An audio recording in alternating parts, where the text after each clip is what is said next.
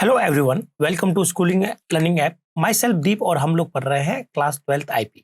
Friends, आज के इस वीडियो में हम लोग बात करेंगे डेटा स्ट्रक्चर। अब जो pandas है उसमें बहुत बड़ा जो लार्ज अमाउंट ऑफ डेटा होता है उसको हम लोग एनालिसिस करते हैं। ठीक है, तो जब भी आप लोग लार्ज अमाउंट ऑफ डेटा को पांडा से एनालिसिस करना चाहेंगे तो पहले पांडा क्या करेगा, उस सारे डाटा को अपने पास में एक पर्टिकुलर अरेंजमेंट में रखेगा। इसी अरेंजमेंट को हम लोग बोलते हैं डेटा स्ट्रक्चर। चलिए देखते हैं कि क्या क्या डेटा स्ट्रक्चर अवेलेबल है और क्या होता है। तो पहले हम लोग बात कर लेते हैं कि ये डेटा स्ट्रक्चर क्या है। दोस्तों, डेटा स्ट्रक्चर कोई बड़ी चीज नहीं है, एक सिर्फ एक टर्म है कंप्यूटर साइंस की जिसमें हम लोग ये कहते हैं कि data structure is a architecture या फिर collection of data in such manner. ठीक है, ये क्या है, ये कलेक्शन है, collection of data, data in such manner. ठीक है, एक पर्टिकुलर मैनर में या एक पर्टिकुलर स्ट्रक्चर में डाटा को कलेक्शन जो होता है उसको हम लोग कहेंगे डाटा स्ट्रक्चर। अब आप कहेंगे सर डाटा स्ट्रक्चर जो है वो सिर्फ डाटा का कलेक्शन है, लेकिन यहाँ पर जो डाटा रखा जाएगा एक पर्टिकुलर आर्किटेक्चर की फॉर्म में रखा जाएगा, रैंडमली रखा नहीं जाएगा। तो आप कहेंगे सर फायदा क्या मिलता है? तो फायदा ये मिलता है दोस्तों कि आपको अपने प्रोग्राम में इजीली डाटा स्टोर करना। ठीक है, तो यहाँ पर जो हमें एडवांटेज मिलेंगे वो है कि स्टोर अगर हम लोग डाटा करना चाहे लार्ज अमाउंट ऑफ डाटा, वो इजीली स्टोर हो जाएगा। अगर डाटा को निकालना है, रिट्रीव करना है, तो उसमें भी हमें आसानी मिलेगी। और डाटा को अगर हमें मैनिपुलेट करना है, ठीक है, मैनिपुलेट करना है तो भी हमें बहुत ही आसानी मिलेगी। मैं इसको आपको एक एग्जांपल के थ्रू समझाता हूँ। सपोज करते हैं हमारे पास एक मेडिकल स्टोर है। ठीक है, एक मेडिकल स्टोर है, मेडिकल स्टोर एक्स और एक मेडिकल स्टोर कौन है, वाई। ठीक है, दो बंदे मान लेते हैं, मेडिकल स्टोर एक्स और मेडिकल स्टोर वाई। अब इस स्टोर वाले ने क्या किया है, सारी मेडिसिन को अनऑर्गेनाइज वे में अपने पास दुकान में रखा हुआ है। ठीक है, तो आपके पास यहाँ पर सारी जो मेडिसिन होगी वो आपने कहीं भी रख दी है, कहीं भी सर्दी जुकाम की, हार्ट की, न्यूरोसर्जन की दवाएं जो भी है हमारे पास में, अलग अलग तरह की मेडिसिन है, वो उसने रैंडमली कहीं भी रख दी। ठीक है, और इसी जगह ने इस वाली स्टोर ने सारी मेडिसिन को क्या किया है, एक पर्टिकुलर आर्किटेक्चर में रखा है। एक रैक बना दी उन्होंने और रैक के अंदर रखा कि भाई हमें जितनी भी खांसी और बुखार की है वो यहाँ रखी जाएगी, हार्ट से रिलेटेड दवाएं यहाँ रखी जाएगी, स्किन से रिलेटेड यहाँ रखी जाएगी। ठीक है, तो उसने पर्टिकुलर एक अरेंजमेंट कर रखा है ना। अगर कोई कस्टमर है, जैसे मान लेते हैं कोई कस्टमर है, ठीक है, ये थोड़ा अच्छा नहीं बना, हाँ ये बन गया अच्छा। अगर एक कस्टमर यहाँ जाता है, इस शॉप पर जाता है, उससे पूछता है कि भैया मुझे कोई मेडिसिन चाहिए जिसका नाम जेड है, तो ये जो दुकान जो होगी ना, दुकानदार होगा, वो इसको सर्च करने में कितना टाइम लग जाएगा भाई, कहाँ रखी हुई, रैंडमली कहीं भी रख देता है ये। ठीक है, तो उसको बहुत टाइम लगने वाला है। क्या ये इतना पैसेंस रखेगा? नहीं। तो इस तरह से ये अपना पूरा का पूरा मैनेजमेंट खो देगा। वहीं मैं बात करता हूँ कि यही क्लाइंट अगर इस वाली शॉप पर जाता है और उससे कहता है कि भाई मुझे तो कोई बुखार की चाहिए मुझे, ठीक है, फीवर की मुझे कोई टैबलेट चाहिए। तो मेडिसिन वाला जानता है कि ये जो ब्लॉक है ये हमारा फीवर का है, यहाँ पर फीवर की मेडिसिन पड़ी है, तो फट से जाएगा और फट से आपको यहाँ पर लेके आ जाएगा। तो दोस्तों यहाँ पर जितने भी डाटा है, ठीक है, जितनी भी मेडिसिन है वो सब अनऑर्गेनाइज है, अनऑर्गेनाइज्ड है। ठीक है, और यहाँ पर क्या क्या ऑर्गेनाइज कर रखी है। अब दोनों के एडवांटेज आपको पता चल गया है कि डाटा अगर ऑर्गेनाइज हो तो क्या हमें मिलता है, अगर स्टोर करना हो तो बहुत जल्दी स्टोर कर लेंगे हम लोग, अगर हमें निकालना है तो भी हमें जल्दी से होगी। तो इस तरह से हमारी एफिशिएंसी जो है वो बढ़ जाती है। तो दोस्तों यही काम हमारा डाटा स्ट्रक्चर का होता है। डाटा स्ट्रक्चर ये कहता है कि जब डाटा आएगा तो एक उसको एक पर्टिकुलर फॉर्म में हमें कलेक्ट करना है, ताकि उसको स्टोर करना, रिट्रीव करना, इसको मैनिपुलेट करना ईजी रह जाए। तो ऐसा नहीं है कि हमारे पास में अगर बहुत सारा डाटा आता है तो उसको हम लोग कहीं से भी स्टोर कर लेते हैं, या कोई भी तरीका नहीं है हमारे पास में, ऐसा नहीं होगा। तो पांडा जी जानता है अच्छे से कि उसको बहुत बड़े अमाउंट के डाटा को हैंडल करना है। तो जाहिर सी बात है कि जितने भी डेटा आएगा तो उसको एक पर्टिकुलर आर्किटेक्चर में या पर्टिकुलर अरेंज करके रखना पड़ेगा डाटा, ताकि हमारा काम इजीली हो जाए। ठीक है, तो ये तो हो गया हमारे पास में डेटा स्ट्रक्चर का कॉन्सेप्ट। अब थोड़ा सा और आगे बढ़ते हैं और देखते हैं कि पांडास के अंदर कैसे कैसे पांडा डाटा को अरेंज कर सकता है। कहने का मतलब है कि हमारे पास पैंडास के अंदर कौन कौन से डाटा स्ट्रक्चर है, जिसको हम लोग कहते हैं पैंडास डाटा स्ट्रक्चर। ठीक है, तो दोस्तों पांडा जो है वो हमारे पास में डाटा को तीन तरीके से स्टोर करके रख सकता है। उसके बाद तीन डाटा स्ट्रक्चर है। ठीक है, तो पहला डाटा स्ट्रक्चर है उसको हम लोग कहते हैं सीरीज। तो दूसरा डाटा स्ट्रक्चर है उसको हम लोग कहते हैं डेटा फ्रेम, क्या बोलते हैं, डेटा फ्रेम। और जो तीसरा है उसको हम लोग बोलते हैं पैनल। तो हमारा जो पांडास है उसके अंदर डाटा को अरेंज करने का, इसका मतलब पांडास के अंदर तीन तरह के डाटा स्ट्रक्चर है। अब दोनों, ये दोनों तो हमारे कोर्स में है, फर्स्ट और सेकंड, लेकिन थर्ड वाला हमारे सिलेबस में नहीं है। तो इस पूरी सीरीज के अंदर हम लोग इस थर्ड वाले डाटा स्ट्रक्चर की बिल्कुल भी बात नहीं करने वाले। हम बात करेंगे सीरीज को लेकर, सीरीज कैसे बनाते हैं, कैसे काम करते हैं, क्या इसमें फंक्शंस अवेलेबल है, और हम लोग बात करेंगे डेटा फ्रेम की कि डेटा फ्रेम कैसे बनाना है, कैसे काम करना है। लेकिन हम लोग पैनल की बात नहीं करेंगे दोस्तों। होता है लेकिन हम लोग यूज नहीं कर रहे हैं अपने, और ना ही हम लोग उसको आपको पढ़ा रहे हैं। क्यों? क्योंकि हमारे सिलेबस में नहीं है। तो ये 3 डाटा स्ट्रक्चर है। अब आप सोच रहे होंगे सर इन तीनों या ये जो स्पेशली दोनों डाटा स्ट्रक्चर है जिसके हम लोग पढ़ने वाले हैं, इसमें क्या डिफरेंस है? इसका आर्किटेक्चर क्या होता है, उसका आर्किटेक्चर क्या होता है? ये हमें समझना पड़ेगा। ठीक है? तो चलिए हम अब बात करते हैं कि दोनों में क्या डिफरेंसेस है और क्या इनमें सिमिलरिटीज होती है। तो हम लोग बढ़ते हैं और एक नया पेज खोल लेते हैं। नाउ अब मैं यहाँ पर एक तरफ लिखूंगा दोस्तों सीरीज। क्या लिखूंगा दोस्तों? यहाँ पर मैं लिखूंगा सीरीज, और यहाँ मैं लिख देता हूँ डेटा फ्रेम। लिख देता हूँ दोस्तों डेटा फ्रेम। तो अब इन दोनों की खास बातें देखते हैं। चलो मैं सीरीज थोड़ा यहाँ से हटा देता हूँ, और मैं इसको पास में लिख देता हूँ। यहाँ से गया, इसको मैं हटाया। ठीक है, यहाँ मैं लिख देता हूँ सीरीज। ओके, हाँ यहाँ है मेरे पास सीरीज। तो हम लोग एक टेबल के फॉर्म में लिख देते हैं। जब भी दोस्तों आपका डिफरेंस आते हैं स्पेशली बोर्ड के एग्जाम में या कहीं भी, तो आप डिफरेंस हमेशा टेबल की फॉर्म में समझाएं। ये मेरा थॉट है। काफी लोग भी इसको सजेस्ट करते हैं कि ये टेबल की फॉर्म में ज्यादा अच्छे रहते हैं। तो टेबल कितने की होनी चाहिए दोस्तों? टेबल हमेशा 3 की होनी चाहिए। ध्यान से सुनिएगा, मैं आपको थोड़ा सा बोर्ड की एक बता देता हूँ। अगर आपको अच्छे नंबर लाने हैं तो डिफरेंसेस हमेशा आपको टेबल की फॉर्म में देने हैं। पहली चीज तो ये।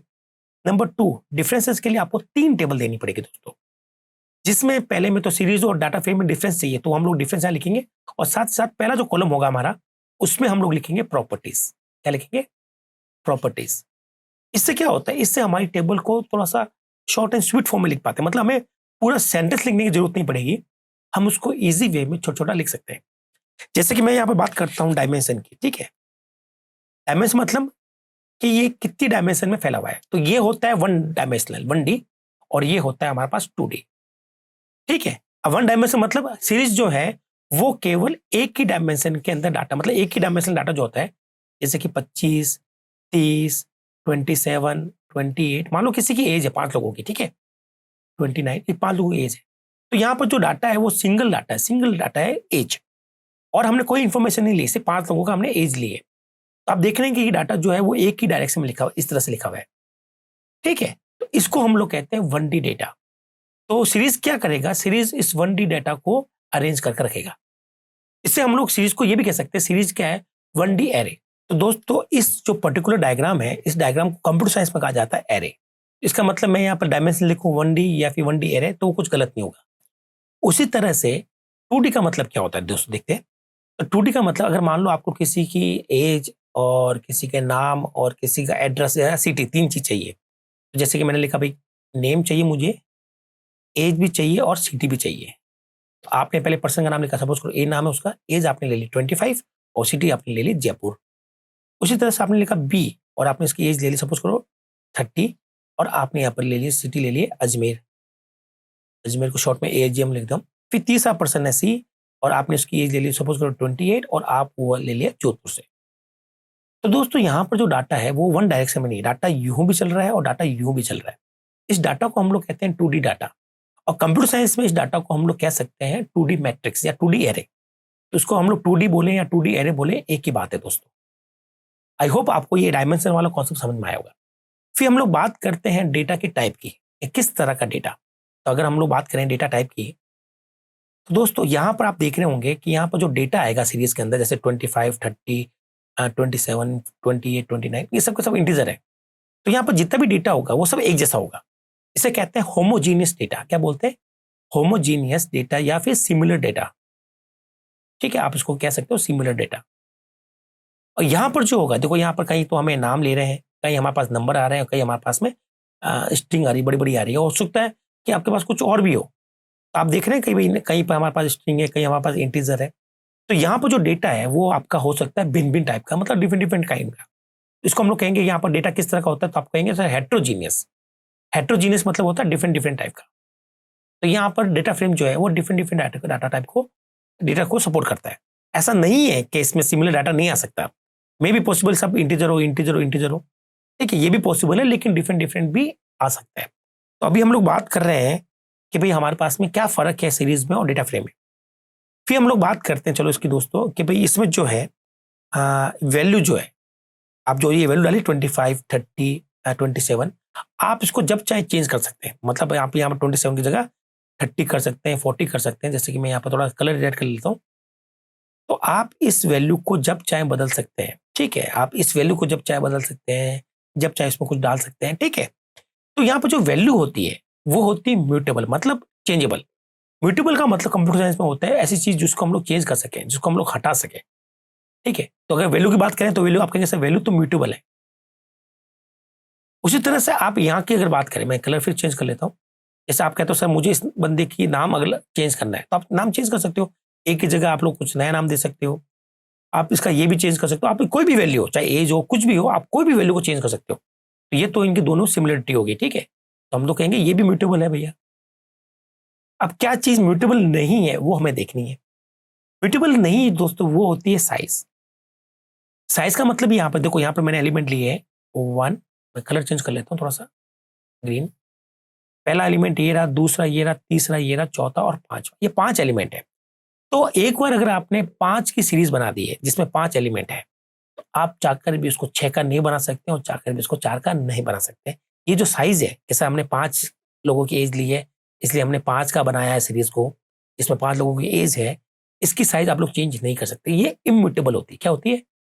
इम्यूटेबल। मतलब साइज के साथ छिड़कानी नहीं होगी यहाँ पर पॉसिबल। वहीं अगर मैं डेटा फ्रेम की बात करूं, तो यहाँ आपने कितनी एंट्री ली दोस्तों? 1, 2, 3, 3 एंट्री ली। तो आप जब चाहे इसमें कुछ ऐड कर सकते हैं, जब चाहे कुछ नया कॉलम भी ऐड कर सकते हैं। जैसे आपने यहाँ पर स्टेट कॉलम ऐड कर दिया, तो आप लोग यहाँ से भी कुछ ऐड कर सकते हैं, यहाँ से भी कुछ ऐड कर सकते हैं, चाहे तो इसको हटा भी सकते हैं। मतलब म्यूटेबिलिटी का मतलब ये नहीं होता कुछ ऐड करना, मतलब चेंज करना होता है। तो आप चाहे तो इसमें डाटा में कुछ नया डाटा ऐड कर सकते हैं, चाहे तो कुछ नए कॉलम ऐड कर सकते हैं इस तरह से। तो दोनों तरह से डाटा को चेंज किया जा सकता है, बढ़ाया भी जा सकता है, घटाया भी जा सकता है। तो अगर मैं इसकी बात करूँ, इसकी जो साइज होने वाली है, ठीक है, जैसे कि पहले जो साइज थी ब्लैक में देख रहे हैं, तो ये थी 3x3 की साइज थी। ठीक है भाई, अब मैंने यहाँ पर क्या कर दिया है, कुछ ज्यादा ही हो गया हमारे पास कचरा तो थोड़ा सा मैं इसको क्लीन कर देता हूँ। ठीक है, चलिए आते हैं वापस, रेड कलर ले लेते हैं। दोस्तों अभी कितनी है? ये 1, 2 और 3। ठीक है, ये 3 है कॉलम, और रो कितनी हमारे पास में? डाटा रो की बात करेंगे, 1, 2 और 3। तो अगर मैं चाहूं तो इसको इसको हम लोग कहेंगे कि भाई हमारा जो डाटा है वो ऐसा है। ये डाटा, ये 3x3 का डाटा है, मतलब 3 ही रो है, 3 ही कॉलम है। आप चाहें तो उसको बढ़ा सकते हैं। जैसे स्टेट आपने ऐड कर दिया, स्टेट आपने लिख दिया राजस्थान, राजस्थान, राजस्थान। तो दोस्तों इस बार कॉलम तो हो गए 4 और रो हो गई 3। तो इसको हम लोग कहेंगे 3x4। 3 तो है रो और 4 क्या है? कॉलम। आप चाहे कॉलम को हटाएं, चाहे ऐड कर दें या रिमूव कर दें। इसका मतलब है आप लोग जब चाहे डाटा को इंक्रीज कर सकते हैं, कॉलम को इंक्रीज कर सकते हैं, लेकिन ये ऐसा इसमें पॉसिबल नहीं है हमारे पास। इसमें पॉसिबल नहीं है सीरीज में। सीरीज में जो साइज आपने ले ली वो फाइनल रहेगी। तो इसके लिए कहा जाता है कि हमारे पास में जो डेटा फ्रेम है उसकी जो साइज होती है वो होती है म्यूटेबल। ठीक है दोस्तों, ये होती है म्यूटेबल। राइटिंग थोड़ी सी अच्छी नहीं दोस्तों, आप थोड़ा सा देख लीजिएगा। तो यही है दोस्तों 2 डाटा स्ट्रक्चर, हमने सिर्फ 2 की बात की है, पैनल की हम लोग यहाँ पर डिस्कशन नहीं कर रहे हैं। ठीक है, तो आई होप आपको ये समझ में आया होगा। और साथ साथ हमें यहाँ पर ये भी ध्यान रखना है, अगर बोर्ड के एग्जाम में या कहीं भी किसी एग्जामिनेशन की बात करें, चाहे इंजीनियरिंग करें, अगर कहीं डिफरेंसेस आते हैं तो आप इसको हमेशा 2 के बीच अगर आपको डिफरेंस दिखाना है तो आपको 3 कॉलम लेने चाहिए प्रॉपर्टी वाला, ताकि यहाँ पर कुछ लिखने की जरूरत ना पड़े। अदरवाइज जब आप 2 कॉलम लेते हो तो आपको पूरा लिखना पड़ता है कि series is a 1 dimensional array. यहाँ लिखना पड़ेगा data frame is a 2 dimensional array. आपको पूरा डिस्क्राइब करना पड़ता है। इससे अच्छा है कि आप यहाँ लिख दी डायमेंशन, वो खुद को समझ जाएगा कि इसमें 1 डायमेंशन होती है और उसमें 2 डायमेंशनल होता है। तो दोस्तों ये थे हमारे पास में डिफरेंसेस सीरीज और डेटा फ्रेम को लेकर। तो ये जो क्वेश्चन है दोस्तों, what is difference between series and data frame, ये इंपॉर्टेंट है बोर्ड के पॉइंट ऑफ व्यू से। तो अगर इस टॉपिक को मैं लिख दूं आईएमपी, दोस्तों जहां जहां मैं आईएमपी लिखूंगा ना, आप समझ जाना कि वो सबसे इंपॉर्टेंट टॉपिक है हमारे। ठीक है, तो अगर आप इस पढ़ रहे हैं तो इसको आप नोट डाउन कर ले, कॉपी में लिख लें, प्रैक्टिस कर लें। इस क्वेश्चन के आने के चांसेस बहुत ज्यादा है बोर्ड में, कि what is difference between series and data frame. इस क्वेश्चन को अच्छे से प्रिपेयर करना। ये क्वेश्चन ऑलमोस्ट आने के चांस है, क्योंकि ये बहुत अच्छा क्वेश्चन है दोस्तों। ठीक है, तो आप इसको प्रिपेयर जरूर कीजिएगा। ठीक है, नहीं तो ये इनडायरेक्टली कहीं से भी पूछ सकते हैं कि भाई सीरीज किस तरह का डाटा स्ट्रक्चर है, सीरीज में साइज म्यूटेबल होती है या इम्यूटेबल होती है, सीरीज में वैल्यू कैसे होती है। तो इसमें क्वेश्चन जरूर बनने वाला है, चाहे वो थ्योरेटिकल बने, चाहे वो एमसीक्यू बेस पे बने, चाहे वो फिल इन द ब्लैंक्स के बेस पे बने। तो आई होप आपको ये पूरा का पूरा क्लियर हुआ होगा कि भाई हमारे पास में किस किस तरह के डेटा स्ट्रक्चर अवेलेबल है पांडास में, और दोनों में क्या डिफरेंसेस है। तो दोस्तों यहां तक इस वीडियो को हम लोग खत्म करते हैं। जल्दी मैं आपसे नए वीडियो में नए टॉपिक के साथ दोबारा मिलूंगा। तब तक के लिए थैंक यू।